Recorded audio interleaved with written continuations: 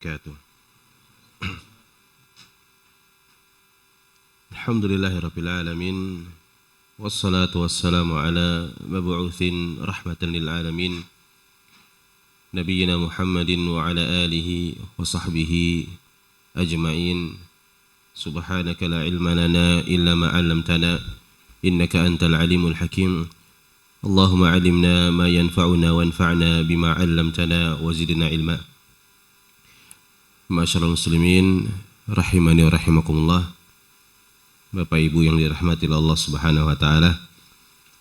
Kita melanjutkan dari pembacaan kitab Al-Qawaidul Arba' karya Imam Muhammad bin Abdul Wahhab rahimahullahu taala.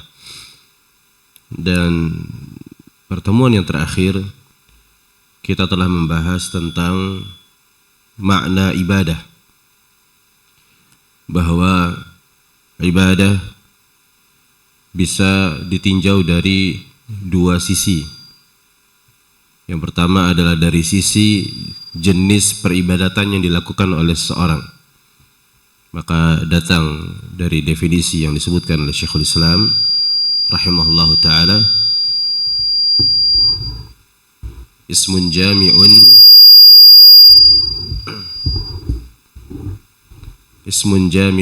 likulli ma yuhibbuhu Allah wa yardah. Jadi ibadah itu sebuah sebutan yang meliputi segala hal yang dicintai dan diridhoi oleh Allah Subhanahu wa taala, minal aqwal wal a'mal, baik berupa ucapan-ucapan ataupun perbuatan-perbuatan adh-dhahira wal batinah, yang sifatnya nampak di pandangan mata ataupun yang tersembunyi di dalam hati, dari amalan-amalan hati. Jadi kalau kita simpulkan secara umum, apa itu ibadah? Ya segala hal yang dicintai dan diridhoi oleh Allah. Kalau orang mengatakan bahwa satu perbuatan itu adalah ibadah, berarti itu adalah hal yang dicintai dan diridhoi oleh Allah.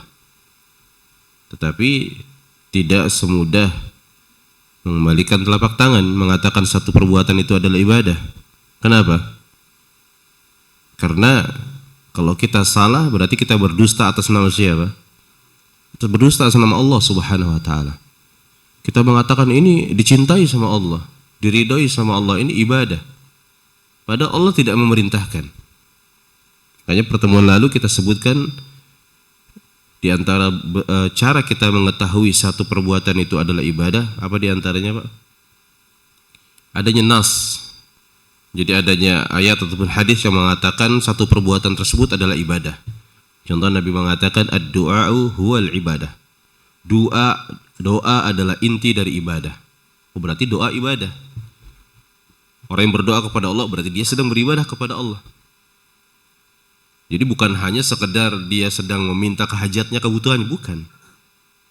Jadi kita harus maknai, Pak, bahwa ketika kita mengangkat tangan kita kepada Allah, meminta berbagai hajat keperluan kita, kebaikan dunia, kebaikan akhirat, maka asalnya pertama kita itu sedang ibadah. Nah, inti dari ibadah tersebut itu sendiri memberikan manfaat kepada kita pada hari kiamat. Yang kedua, kita berharap dari apa yang kita minta kepada Allah diberikan ijabah, diberikan pengkabulan. Seandainya belum datang kepada kita apa yang kita minta, rugi atau tidak? Tidak. Kenapa? Karena pertama, kalau seandainya kita memenuhi syarat untuk diterima doanya, kita akan mendapatkan salah satu dari tiga kemungkinan. Doa kita terkabul, atau kita dipalingkan dari keburukan yang senilai dengan doa yang kita minta, atau disimpankan menjadi sebuah kebaikan pada hari kiamat.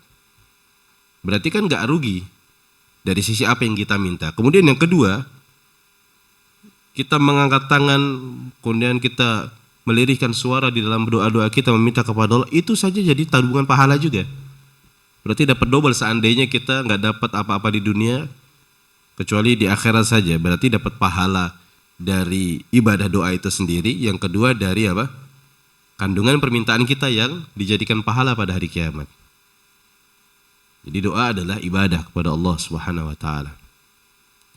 Yang kedua, adanya perintah. Berarti kalau ada perintah, apa yang Allah Subhanahu wa taala perintahkan itulah ibadah. Atau adanya larangan, berarti meninggalkannya adalah ibadah. Apabila kita niatkan dalam rangka mencari keridhaan Allah. Contoh kita tahu dilarang melakukan perzinahan, dilarang minum khamar. Seorang mendapatkan kesempatan untuk melakukan hal tersebut tanpa diketahui oleh seorang pun. Tapi keimanannya mendorong dia, saya enggak mau. Saya takut kepada Allah. Berarti dia meninggalkan sesuatu karena Allah. Ibadah atau bukan? Ibadah. Bisa difahami sederhana ya? Ini kedua. Atau yang ketiga, Allah Subhanahu wa taala memuji satu perbuatan, satu sifat. Ketika seorang melakukan satu perbuatan, kemudian ada pujian di dalam Al-Quran, berarti dia sedang beribadah kepada Allah. Harus dia hadirkan hatinya. Contoh di antara pujian-pujian Allah dalam Al-Quran banyak Pak ya. Pujian bagi orang yang sabar, pujian bagi orang yang bertawakal kepada Allah, pujian bagi orang yang ikhlas. Berarti itu semuanya ibadah tuh. Pujian bagi orang yang cinta kepada Allah, berlaku adil, berlaku ihsan. Subhanallah, terbentang luas pintu-pintu ibadah. Atau Allah mencela satu perbuatan kemudian kita tinggalkan juga. Itu juga diantara cara kita mengenali satu perbuatan ibadah ataupun bukan. Kalau tidak ada dalil, maka kita nggak boleh mengatakan satu perbuatan adalah ibadah. Kenapa? Karena kita telah berdusta atas nama Allah Subhanahu wa taala. Ya, wa man adlamu mimman iftara 'ala Allahi kadziban. Tidak ada orang yang paling zalim melebihi mereka yang berdusta atas nama Allah Subhanahu wa taala. Berdusta apa? Ini syariat. Ini dicintai oleh Allah, ini sunnah. Padahal tidak dilakukan oleh Nabi, tidak dilakukan oleh para sahabat. Tidak ada ijma dari kalangan para kaum muslimin, para ulama. Tiba-tiba di zaman kita ada satu amalan rutin dilakukan oleh masyarakat dianggap ibadah. Berarti ini berdusta atas nama Allah.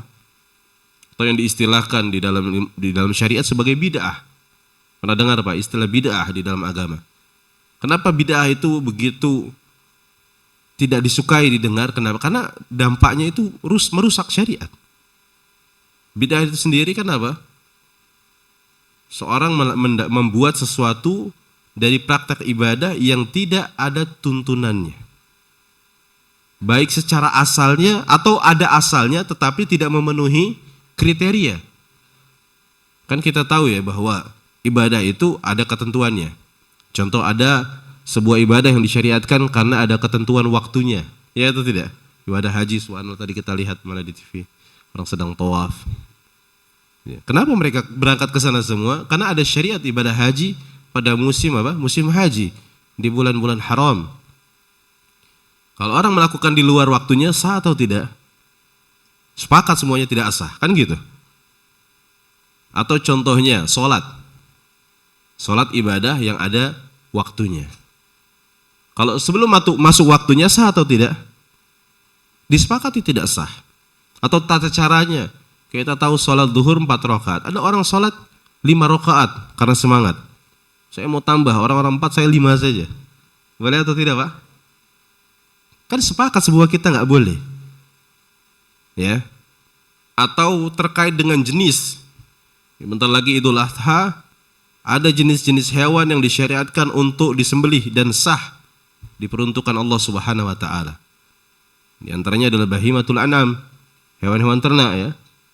Dari sapi ataupun kerbau ataupun onta, kemudian juga domba atau kambing. Oh saya mau kurban dengan kuda Ustaz. Kuda lebih mahal. Contohnya. Sah atau tidak? Gimana Pak? Sah atau tidak Pak? Ada yang pernah makan kuda Pak? Semua sepakat tidak sah. Kan gitu Pak ya? Kenapa? Karena ibadah bukan hanya sekedar apa? Bentuknya saja gitu loh. Tapi ada di situ di balik itu syarat-syarat sehingga menjadi sebuah persembahan yang dicintai dan diridhai oleh Allah Subhanahu wa taala. Maka ketika tidak memenuhi syarat tidak sah. Ya. Memang terkadang sebagian orang dia dikuasai oleh perasaan. Dikuasai oleh perasaan. Kenapa? Ini kan baik. Ini kan contohnya ini kan zikir.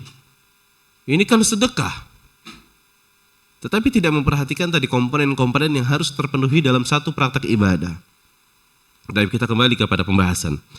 Intinya bahwa ibadah sudah kita bahas dari sisi sesuatu yang dilakukan. Kemudian dari sisi orang yang melakukan ibadah, kemarin juga sudah kita singgung Pak, ini penting sekali. Bahwa ibadah yang terpuji, yang dicintai oleh Allah Subhanahu wa taala, pelakunya itu mengiringi beribadah yang dia lakukan dengan mahabbah wa ta'zim, dengan kecintaan dan ketundukan.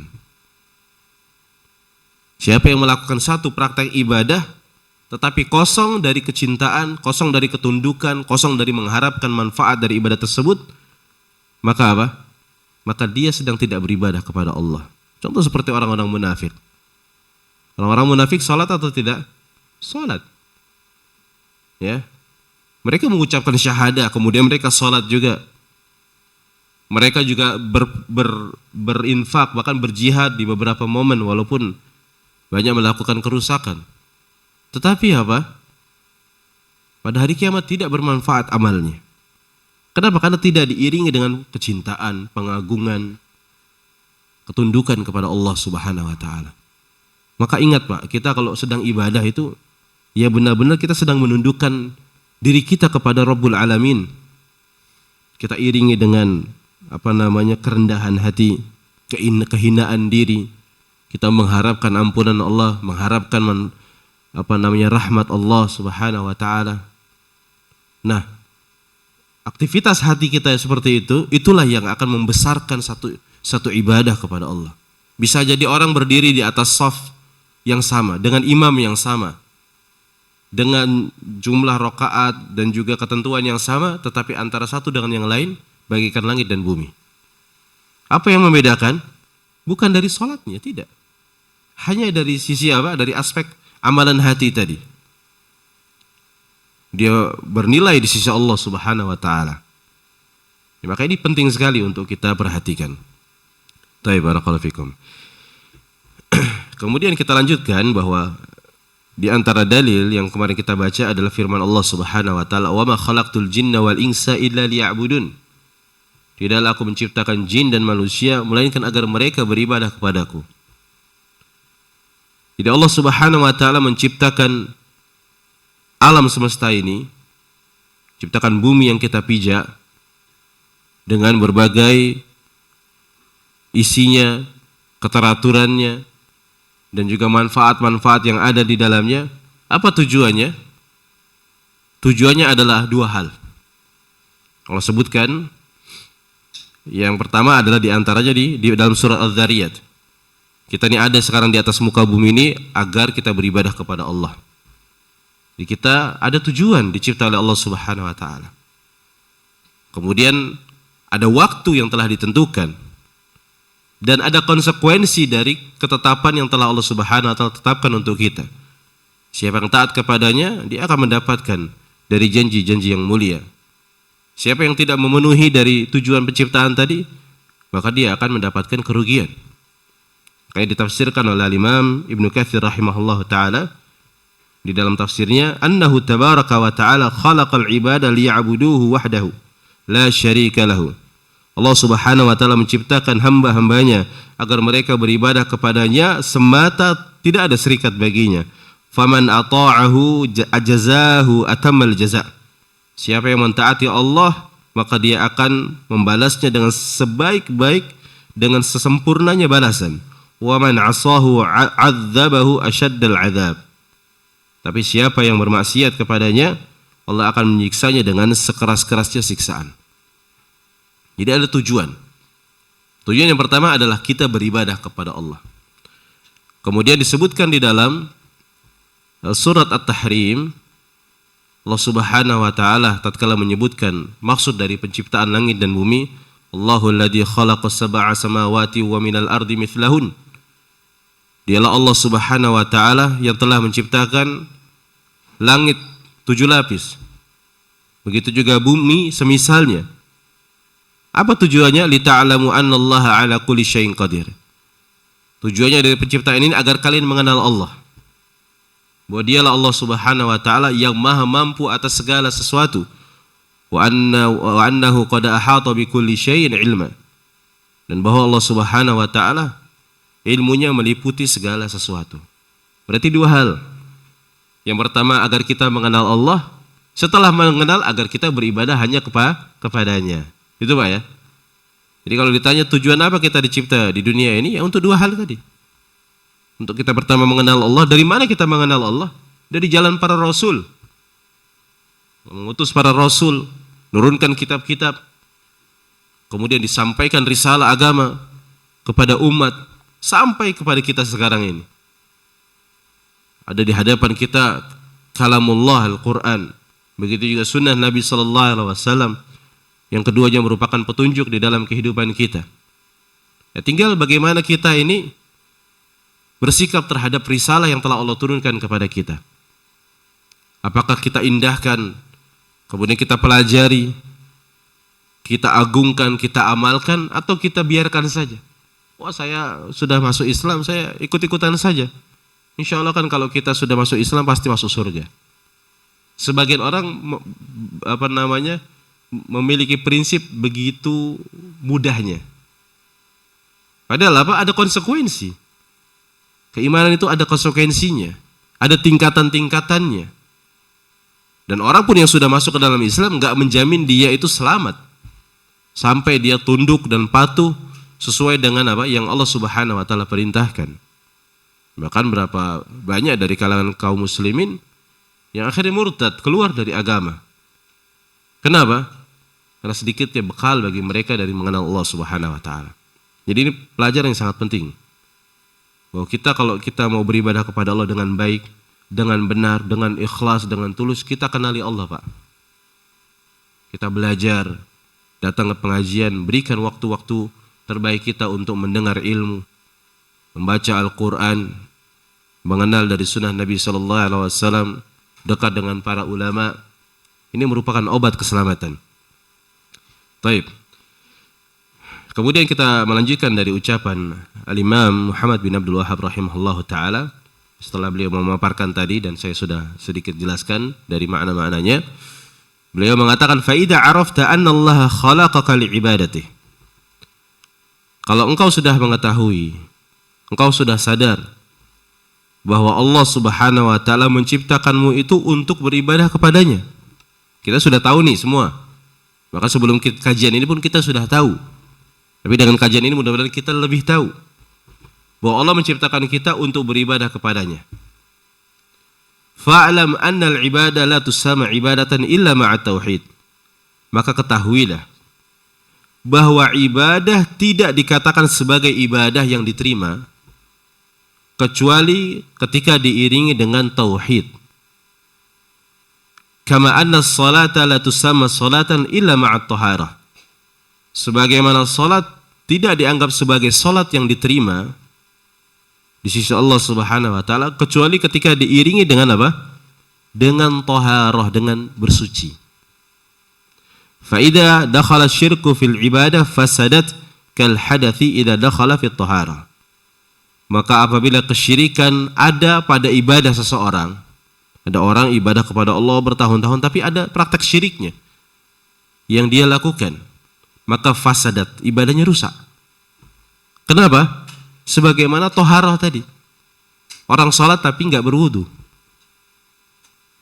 Jadi beliau rahimahullah di sini ingin memberikan pendekatan kepada kita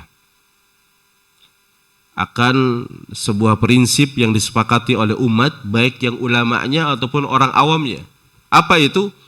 Kalau orang sholat tapi nggak wudu, sholatnya tidak sah. Ini semua orang sepakat, kan gitu Pak? Anak kecil pun ditanya, kamu kalau sholat nggak wudu sah atau tidak? Oh nggak sholat, nggak sah Ustaz. Tidak akan diterima sama Allah, harus wudu.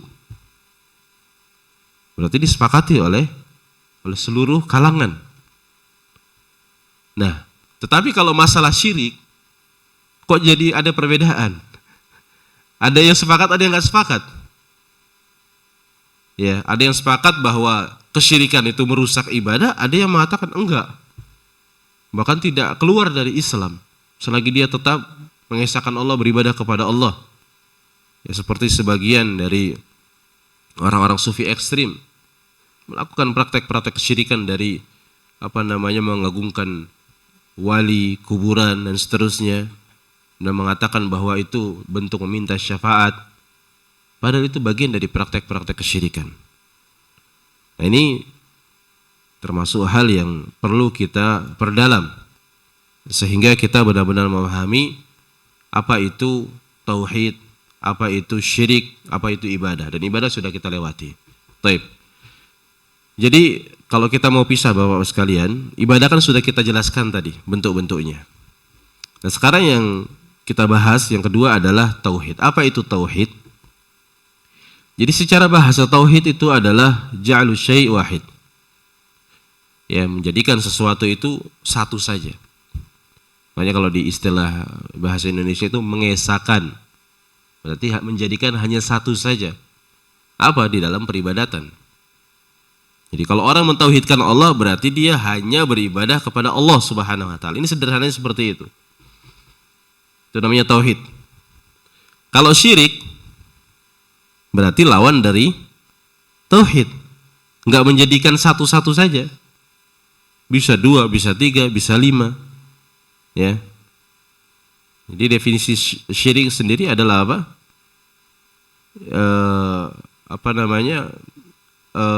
Tidak mengesahkan Allah Subhanahu wa taala. Sederhana seperti itu saja. Makanya kalau di dalam bahasa Indonesia pun ada namanya serikat. Itu serikat itu kan dari bahasa Arab, Pak, syarikat. Berarti apa? Adanya perkumpulan baik perusahaan, ada perkumpulan banyak orang di situ, perserikatan kan gitu.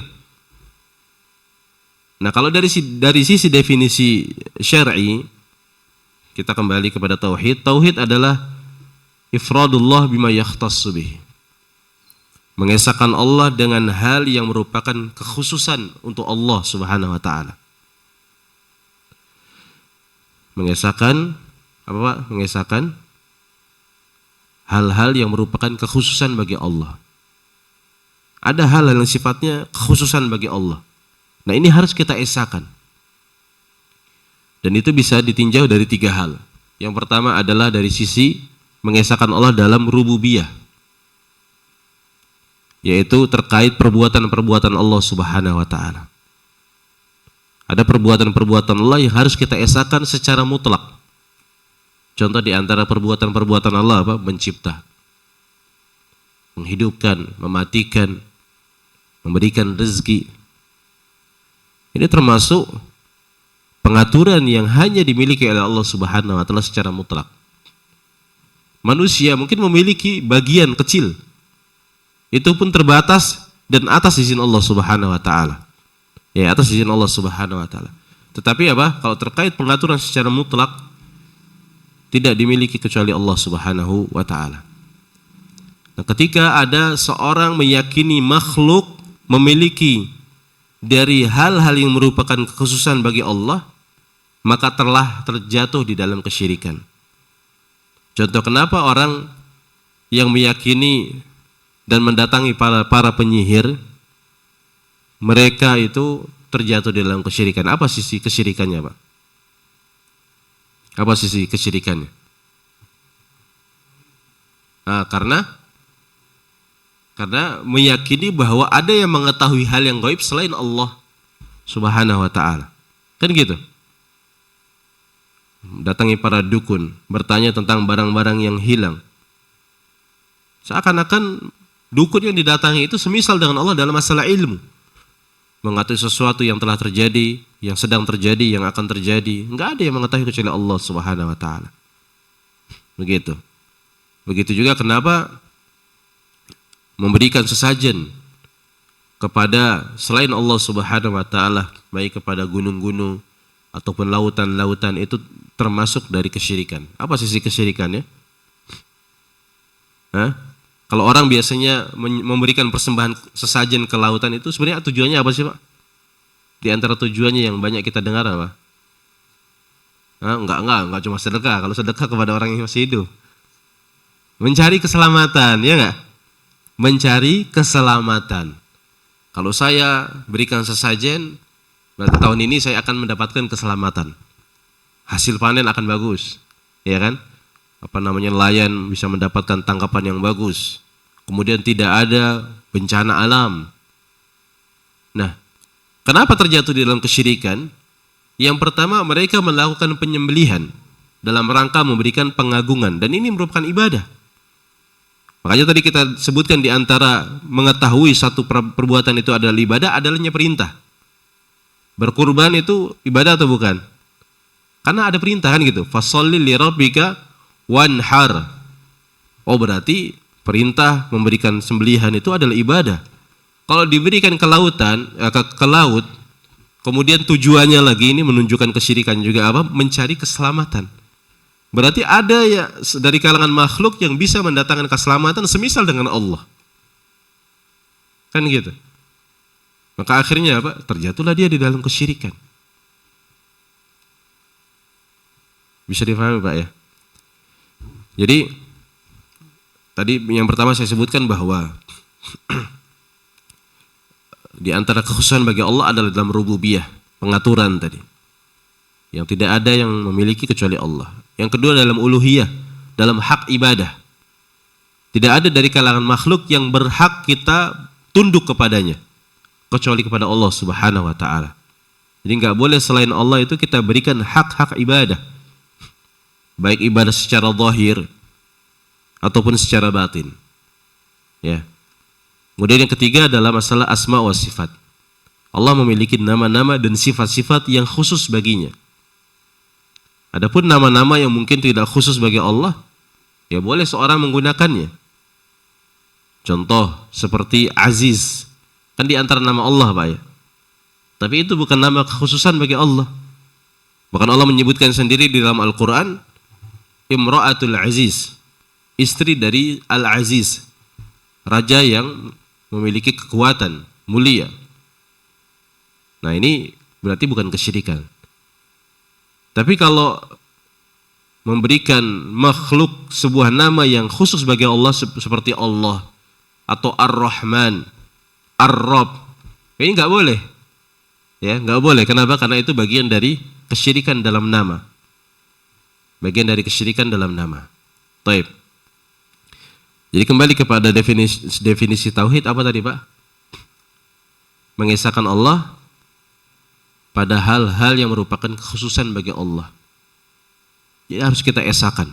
Nggak boleh kita duakan Allah Subhanahu wa taala. Sedangkan syirik berarti lawannya. Lawan dari tauhid. Yang harus diesahkan tetapi dia bagi kepada selain Allah Subhanahu wa taala. Dan syirik disebutkan oleh para ulama terbagi menjadi dua.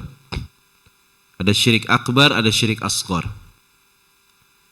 Syirik akbar adalah menjadikan dari selain Allah Subhanahu wa taala semisal dengan Allah. Jadi semisal dengan Allah. Baik tadi dalam rububiyahnya, dalam uluhiyahnya ataupun dalam masalah asma wa sifat. Kalau seorang sudah menyamakan makhluk dengan Allah Subhanahu wa taala tadi dalam hal yang khusus, maka dia telah terjatuh di dalam syirik akbar. Dan syirik akbar konsekuensinya yang paling pokok adalah dia akan apa? Masuk ke dalam neraka selama-lamanya kalau dia mati dan dalam keadaan belum bertobat kepada Allah Subhanahu wa taala. Nanti akan kita sebutkan di antara dampak-dampak kesyirikan. Taib, ini namanya syirik akbar. Ada nanti namanya syirik asghar. Kalau syirik akbar tadi mengeluarkan dari keislaman, mendapatkan kemurkaan Allah Subhanahu wa taala. Bahkan dalam beberapa ketentuan dia bisa mendapatkan apa? Hukum hudud di dunia.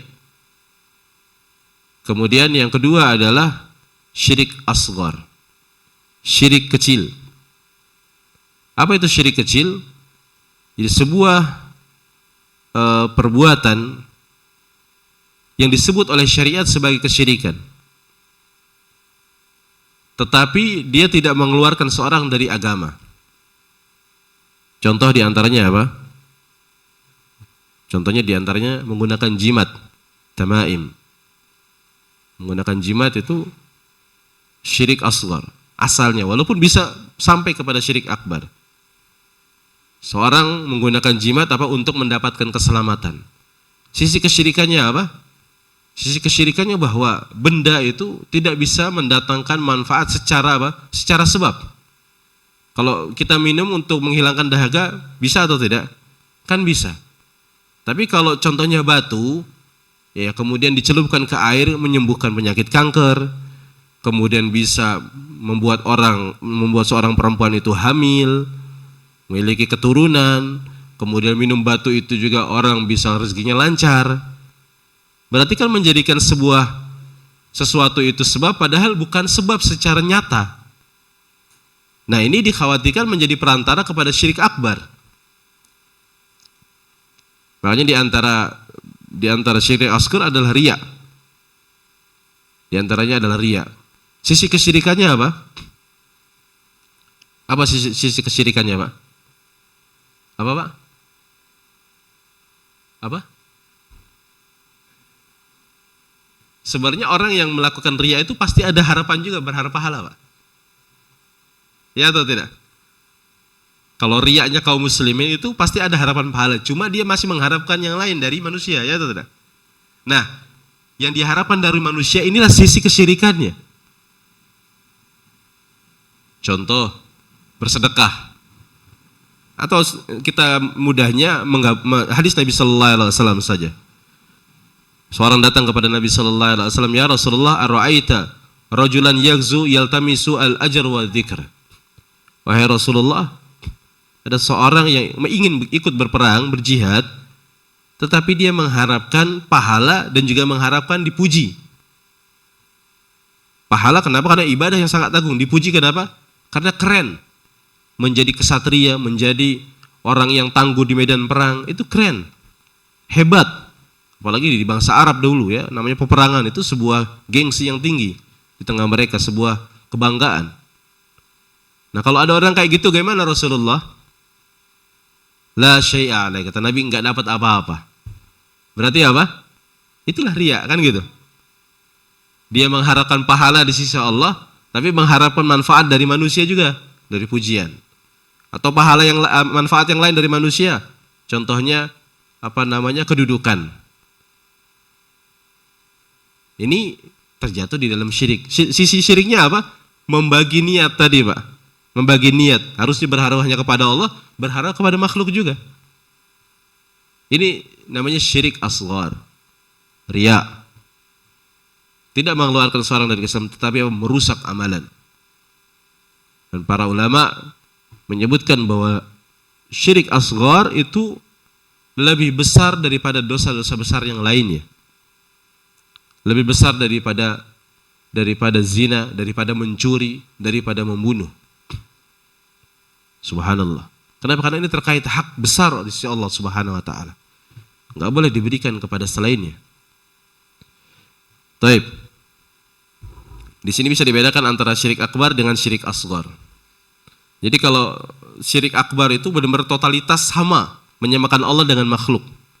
Tapi kalau syirik asghar masih lebih apa? Masih lebih ringan. Tapi ini dosa besar. Bukan dosa kecil.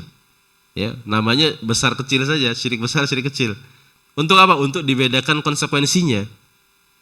Bukan dari sisi besarnya dosa, tidak. Kalau terkait dengan dosa ini semuanya dosa-dosa besar yang sangat dimurkai oleh Allah Subhanahu wa taala. Baik. Ada pertanyaan, Pak, sebelum saya lanjut? Silakan, Pak. Bismillah. Ini apa pertanyaan ini, Pak? Ketika kita ditimpa satu musibah lah, misalnya sakit perut. Terus kita kan terlintas, oh ini gara-gara makan, oh mau makan itu kan, perut saya sakit. Itu termasuk syirik, katanya syirik kecil, benar? Ya. Pertanyaan itu aja. Baik. Berarti pertanyaannya, apa hukum menisbahkan suatu sebab kepada makhluk, gitu Pak ya? Tapi dengan sebab yang memang secara sunnatullah, secara sunnah kauniyah itu memang dibenarkan. Contohnya seorang itu kenyang setelah makan, lapar ketika apa? Perutnya kosong, sakit karena satu sebab. Nah, ini asalnya sebenarnya hal yang memang dibenarkan, Pak, secara sebabnya. Tetapi di antara kesempurnaan dari keimanan kepada Allah Subhanahu wa taala, maka kita tetap menyandarkan bahwa segala kejadian, segala sesuatu terjadi itu atas izin Allah Subhanahu wa taala. Adapun kita melakukan berbagai sebab dari kesembuhan, maka ini bagian dari perintah syariat. Nabi sallallahu alaihi wasallam mengatakan, tadawu ibadallah. Berobatlah kalian wahai hamba-hamba Allah Subhanahu wa taala. Kita diperintahkan untuk berobat. Berarti berobat boleh atau tidak? Asalnya boleh. Asalnya boleh. Tetapi seorang enggak boleh bertawakal dari obat atau meyakini kepastian obat. Ini enggak boleh. Kenapa? Karena segala sesuatu berada di dalam genggaman Allah Subhanahu wa taala. Kita hanya melakukan ikhtiar saja. Ketika ikhtiar tersebut sudah kita usahakan dan datang kesembuhan, kita memuji Allah Subhanahu wa taala. Kemudian kita katakan bahwa obat ini memberikan manfaat dan cocok. Walaupun bisa jadi berapa banyak dari kesembuhan itu sebenarnya bukan dari obatnya, tapi dari doa yang kita panjatkan kepada Allah, atau dari kelembutan Allah Subhanahu wa taala, kasih sayang Allah, kan gitu, Pak. Enggak semua serta merta kemudian kita sandarkan. Sebagaimana perut kita kenyang, enggak semua kadang-kadang karena ada masuk makanan. Kan gitu. Terkadang ya Allah Subhanahu wa taala datangkan rasa kenyang di dalam perut kita walaupun tanpa adanya makanan. Termasuk pekerjaan. Ya, bekerja sesuatu yang diperintahkan. Jadi kita disyariatkan untuk bekerja, berikhtiar untuk mendapatkan rezeki agar kita pertama kita mencukupi kebutuhan kita tidak meminta-minta, dan kita manfaatkan untuk ibadah kepada Allah, kan gitu. Tetapi orang yang bekerja antara satu dengan yang lain dengan usaha yang sama, beda rezekinya. Kan gitu, Pak. Nggak boleh kita, wah saya udah kerja capek tapi kok rezeki saya sedikit. Dia kerja sebentar tapi kok rezekinya banyak. Berarti salah pekerjaan saya. Enggak juga. Ya, yang penting Anda berikhtiar, berusaha, cari pekerjaan yang paling mungkin menghasilkan, paling manfaat, setelahnya tawakal kepada Allah. Ketika kita sudah bergantung kepada sebab, ini yang akan merusak hati kita, dan itu bagian dari hal-hal yang mengurangi dari kesempurnaan tauhid. Seperti itu. Wallahu a'lam bishawab. Sudah azan, Pak ya? Tapi setelah azan kita lanjut sebentar. Jazakumullah khairan. Wassalatu wassalamu ala Rasulillah wa ala alihi wa sahbihi wa man walah, ma ba'd. Tapi pada Allah sudah masuk waktu adzan. Jadi mungkin kita simpulkan saja, dan insyaallah pada pertemuan yang akan datang kita akan sebutkan dari bahaya-bahaya kesyirikan yang disebutkan di dalam Al-Quran dan Sunnah Nabi SAW. Ya, mudah-mudahan Nabi memberikan kepada kita ilmu yang bermanfaat dan juga kekhawatiran. Kenapa? Karena mengenal tauhid dan menjauhi kesyirikan merupakan sebuah keselamatan. Ya, keselamatan bagi kita dan juga bagi keluarga kita dan kaum muslimin. Nah, mungkin itu saja yang dapat kita bahas pada kesempatan ini. Mungkin kalau ada pertanyaan lanjutan tadi, persilakan. Jazakumullah khairan.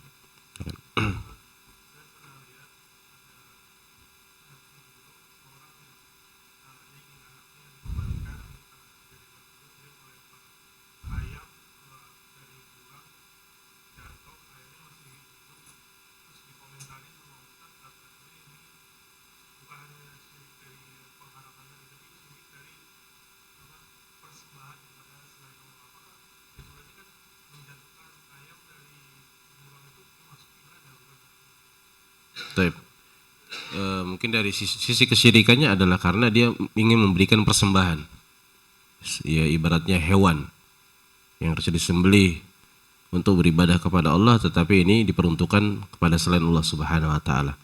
Yang kedua dari sisi mengharapkan kepada mungkin tempat-tempat keramat, pada para penunggu, pada jin dan seterusnya. Nah, ini adalah bentuk kesyirikan ya.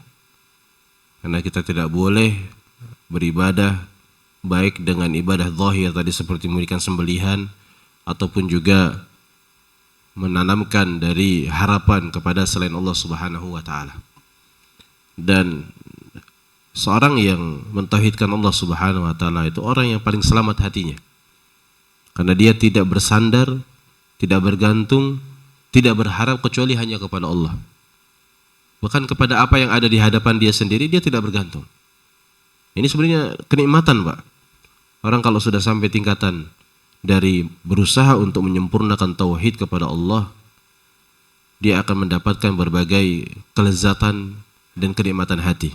Ketenangan yang paling besar yang tidak akan didapat kecuali dengan mengesahkan Allah Subhanahu wa taala. Makanya Allah Subhanahu wa taala menyebutkan di antara keutamaan tauhid adalah akan mendapatkan keamanan di dunia dan di akhirat.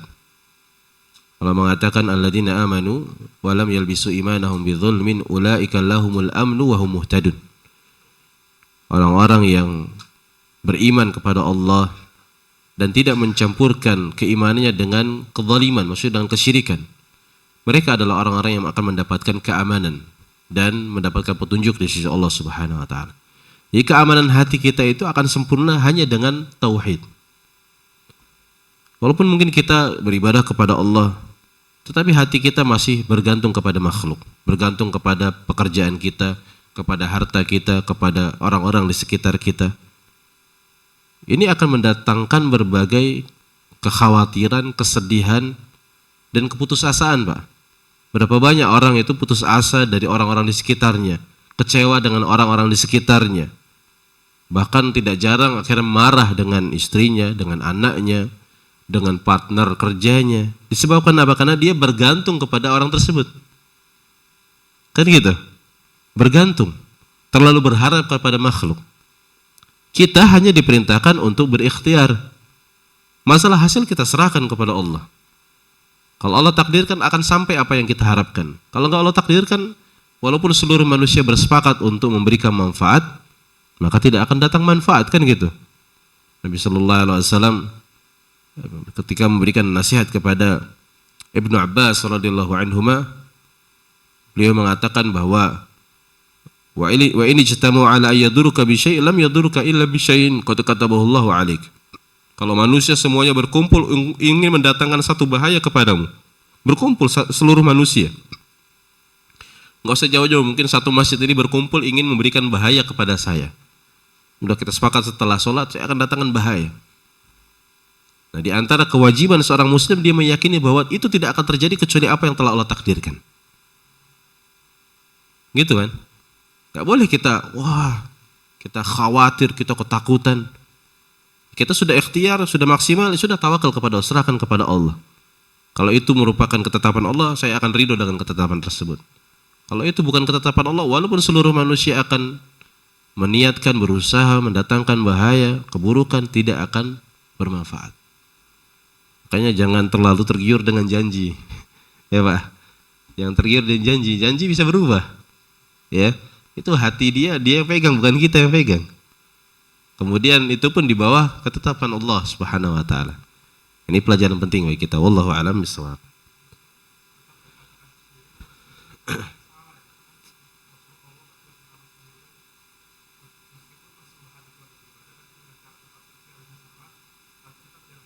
Itu untuk siapa? Dia berikan untuk siapa? Ya itu sisi kesyirikannya. Karena diperuntukkan untuk penunggu, untuk kejinnya.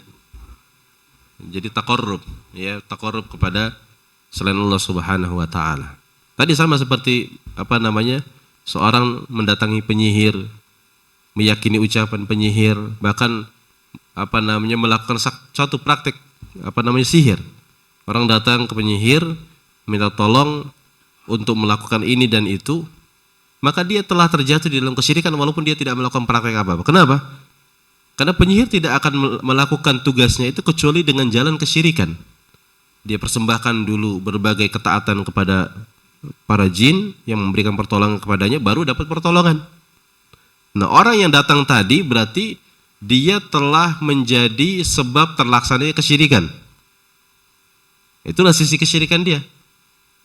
Ya, dia mungkin lewat telepon cuma minta tolong sihir fulan, datangkan kepada fulan penyakit, ya dan seterusnya.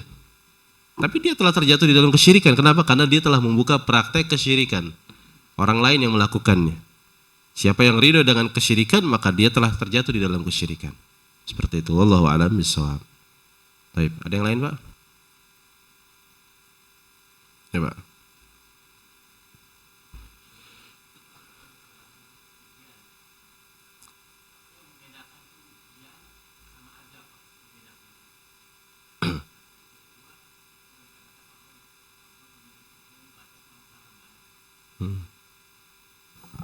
Yang ya kan batas ujian yang dikatakan dalam dalil itu batas ujian yang bagaimana, Bos? Terkadang kan manusia kayaknya udah maksimal kok rasa-rasanya. Bilang ya indikatornya atau tandanya udah maksimal oke, bagaimana? Terima kasih. Barakallahu fikum. Apa bedanya ujian dengan azab? Ya, ujian nggak mesti azab ya. Ujian nggak mesti azab. Tapi azab bagian dari ujian. Azab bagian dari ujian.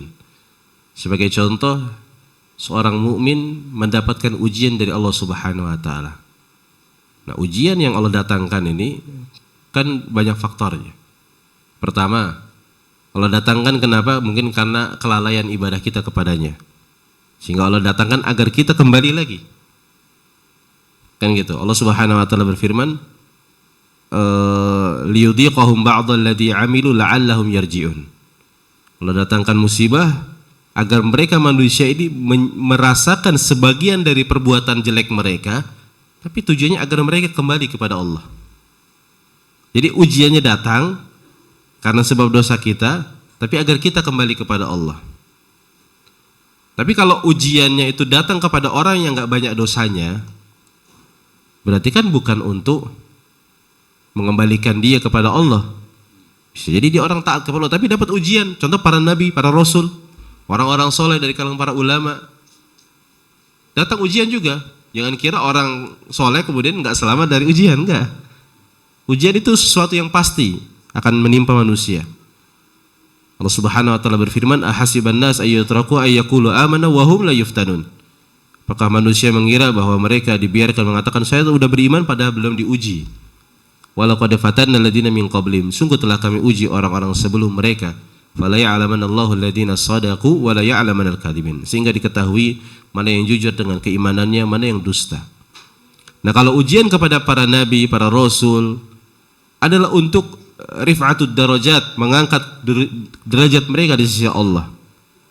Ya. Kalau yang pertama tadi orang melakukan dosa, dia jatuh ke bawah, dinaikin di atas.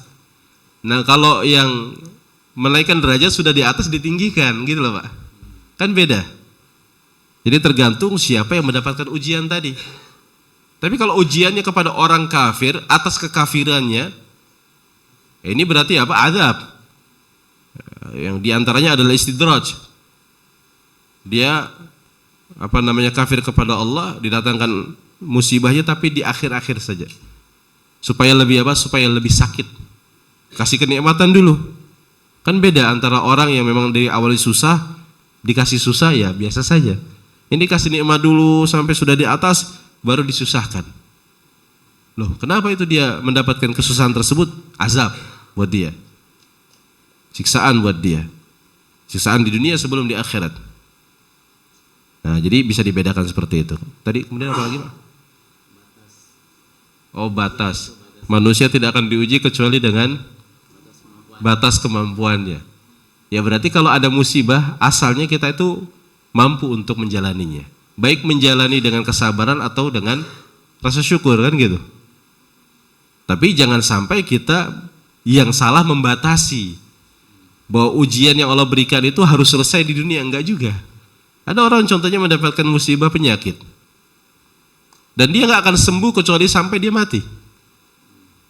Berarti pantas nggak kalau kita katakan bahwa Allah Subhanahu wa taala menguji dia di luar kemampuannya? Kan enggak. Gitu loh, Pak. Enggak seperti itu juga gitu loh. Dia mampu dengan apa? Dengan kesabaran dia, berharap pahala. Bukan berarti kemudian dia harus sembuh, sehat baru mati, enggak. Bisa jadi dia mati di atas penyakit tersebut. Gitu, Pak ya. Jadi jangan sampai kita yang salah membatasi ya bahwa ujian Allah itu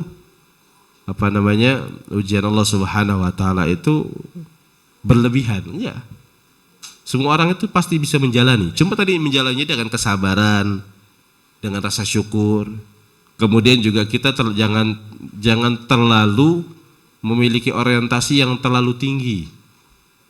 Oh saya ini habis diuji, ini saya harus sehat, kaya, sukses. Nggak bisa Pak, itu versi kita sendiri. Makanya di antara cara yang terbaik di dalam kita bermuamalah kepada Allah, minta yang terbaik kepada Allah. Apapun itu. Ya. Apakah dalam bisnis kita, dalam rumah tangga kita, dalam dunia kita, dalam akhirat, minta yang terbaik kepada Allah. Minta kebaikan dunia, minta kebaikan akhirat. Masalah nanti bagaimana bentuknya kita serahkan kepada Allah. Seandainya Allah datangkan kepada kita ujian, mudah-mudahan Allah berikan kepada kita solusi. Ya. Kalau kita contohnya diberikan sakit, ya solusinya ada dua. Antara sakitnya disembuhkan atau kita diberikan kekuatan di dalam menjalani sakit tersebut. Kan gitu Pak ya? Ada dua orang yang sama contohnya mendapati penyakit yang sama. Yang ini dia bisa sabar, yang ini dia marah-marah. Padahal sama-sama manusia, makanya sama-sama nasi juga Pak. Yang membedakan berarti apa? Taufiknya dari Allah. Yang ini dia mendapatkan taufik, dia memiliki ilmu, memiliki keimanan, kemudian mendapatkan petunjuk dari Allah dalam menjalani musibah, yang ini nggak dapat. Jadi yang ini seakan-akan dia itu nggak mendapatkan musibah lebih dari kemampuannya. Yang ini dia taslim, berserah diri kepada Allah. Kan berbeda. Ya, berarti artinya kita pasti mampu menjalani ujian Allah. Tinggal kita siapkan diri kita untuk mendapati ujian tersebut. Bagaimana caranya? Nggak ada yang lain kecuali ilmu dan doa Pak. Kita berilmu mengenal Allah atas segala perbuatan-perbuatannya. Yang kedua, kita punya kesabaran, berharap pahala. Karena orang yang mendapatkan musibah itu nggak selamanya jelek. Bisa jadi musibah tersebut ternyata yang menyelamatkan dia di akhirat. Makanya ada satu hadis sebagai penutup, satu hadis Nabi Sallallahu Alaihi Wasallam. Pada hari kiamat, di antara orang-orang yang dikumpulkan itu ada yang mendapatkan banyak manfaat karena kesabaran dia ketika di dunia mendapatkan satu penyakit. Bahkan seandainya dia bisa berharap, dia berharap ketika di dunia sampai kulitnya itu pakai besi, ya pokoknya sampai dikelupas kulitnya. Kenapa? Karena dia baru tahu ternyata musibah yang Allah datangkan itu bermanfaat di akhirat. Nah gitu. Berapa musibah ternyata mendekatkan diri dia kepada Allah, dia bersyukur kepada Allah pada akhirat. Di dunia dia nggak sadar bahwa kebaikan Allah seperti itu. Makanya kita harus husnudzan Mbak, prasangka baik kepada Allah Subhanahu Wa Taala. Wallahu a'lam bishawab. Subhanakallahumma wa bihamdika, asyhadu an la ilaha illa anta, astaghfiruka wa atubu ilaik. Assalamualaikum warahmatullahi wabarakatuh. Wa jazakumullahu khairan.